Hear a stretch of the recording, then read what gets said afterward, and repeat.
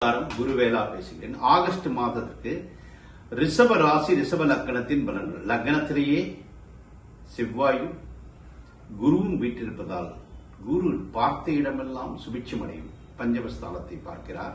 குழந்தை செல்வங்கள் மூலமாக நன்மை ஏற்படும். சப்தமஸ்தானத்தை பார்க்கிறார். ஆகவே மனைவி நண்பர்கள் மூலமாக லாபம் அடைவார்கள். அடுத்து 9ஆம் இடத்தை பார்ப்பதால் தெய்வ அனுகிரகங்கள் ஏற்பட்டு தந்தை மூலமாக லாபம் அடைவார்கள்.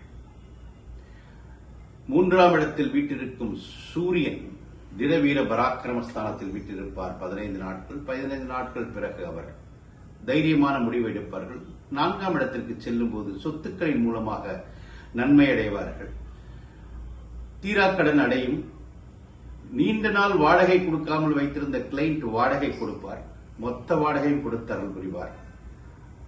புத்திரர்களுக்கு சற்றேனும் சில செலவுகள் வரும். புத்திர செலவு நோய் வைப்பட்டோ அல்லது குழந்தை செல்வங்கள் கல்வி சம்பந்தப்பட்ட விஷயங்களுக்காக ரிஷபராசிரியர்களுக்கு சற்றேனும் செலவு ஏற்படும். 9-10க்கு அதிபதி சனி பலம் பொருந்தி இருக்கிறார். லாபஸ்தானத்தில் கோதண்டராகும். பாக்கியஸ்தானாதிபதி வக்ரம் அடைந்திருப்பதால் 10ஆம் இடத்தில் இருக்கக்கூடிய சனி வக்ரம் அடைந்திருப்பதால் தந்தைக்கு சற்று பின்னடைவு ஏற்படும்.